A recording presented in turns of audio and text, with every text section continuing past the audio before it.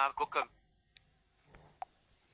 జనమేజయుడలా అవగానే, రాజన్, ఇప్పుడు నేను చెప్పబోయే పనివల్ల నాకొక వీసమెత్తు లాభం ఉన్నమాట నిజమే. అయినప్పటికీ ఇది నీ స్వకార్యమే అని భావించుకో. తక్షణమే నువ్వు సర్పయాగం చెయ్యి. ఎందుకంటావేమో, అపరగాండీవి నీ తండ్రియైన పరీక్షిత్తును తక్షకుడనే నాగరాజు చంపేశాడు. కేవలం ఒక్క బ్రాహ్మణవాక్యం అడ్డుపెట్టుకుని, ఆ సర్పరాజు ఆచరించిన అకృత్యానికి తగిన గుణపాఠం చెప్పాల్సి ఉంది. నీ పితృహంతకుడి మీద పగదీర్చుకోవడం నీకు ఎంతైనా ముఖ్య కర్తవ్యమని మర్చిపోకు, అని చెప్పాడు. ఉదంకుడు చెప్పినది విని, విప్రవర్యా, ఇందులో మీకు వీసమెత్తు లాభం ఉందన్నారు గదా. అది ఏమిటి? అని అడిగాడు. ఉదంకుడు తన కథనంతా చెప్పాడు. ఆనాడు తక్షకుడు చేసిన విఘ్నం నాకు మనశ్శాంతి లేకుండా చేస్తోంది. అందువల్ల నా తపో అధ్యయనాదులు సక్రమంగా కొనసాగటం లేదు. నువ్వు గనక పాములయాగం చేసి ఆ తక్షకుడిని, వాడిజాతి వాళ్ళని మసి చేసినట్లయితే నేను కుదుటబడ్డ మనస్సుతో వర్ణాశ్రమధర్మాలు నిర్వర్తించుకోగలుగుతాను. ఒక ముక్కలో చెప్పాలంటే నాకు తపోవిఘ్నం కలగకుండా చెయ్యాల్సిన బాధ్యత కూడా రాజువైన నీదే. అదే నాకు లాభం అని తెలియపరిచాడు.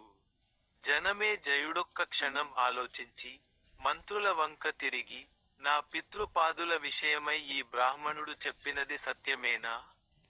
నిజమే అయితే ఆ దుర్ఘటన గురించి నాకు పూర్తి వివరాలు తెలియజేయండి, అని ఆజ్ఞాపించాడు. వృద్ధమంత్రులు పరీక్షిత్తు మృతిని గూర్చి తెలుపుట. సభలో ఉన్న కొందరు వృద్ధమంత్రులు పరీక్షిత్తు యొక్క మరణఘట్టం గురించి ఇలా చెప్పారు. నరపాల, నీ తండ్రి అయిన పరీక్షిత్తు ఒకప్పుడు వేటకు వెళ్ళి, ఒక మృగాన్ని కొట్టాడు. దెబ్బతిన్న మృగం పారిపోయింది. దాన్ని తరుముతూ, సమీకుడు అనే ఋషి యొక్క ఆశ్రమం చేరాడు నీ తండ్రి. ధ్యానంలో ఉన్న సమీకుడిని మంచి నీళ్ళిమ్మని కోరాడు. కాని, ఋషి గాఢమైన ధ్యానంలో ఉన్న కారణంగా మౌనంగానే ఉండిపోయాడు.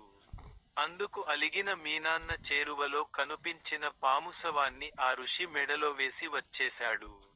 రాజుగారు ఇటు వచ్చాడో లేదో, ఆ మునీశ్వరుడి కొడుకైన శృంగి అనేవాడు ఆశ్రమం చేరాడు. తండ్రి మెడలో ఉన్న పాము శవాన్ని చూశాడు. దాని తీరుతెన్నులను బట్టి, అది ఎవరో కావాలని చేసిన పనే అని గుర్తించాడు. తక్షణమే ఆచమించి, నా తండ్రి మెడలో అశుచియైన పాము కళేబరాన్ని వేసి అవమానించినవాడు, వాడెవడైనా అగుగాక, నేటికి 7వ నాడు, పాములన్నిటిలోకి అతి క్రూరసర్పమైన తక్షకునిచే కాటుబడి మరణించుగాక, అని శపించేశాడు.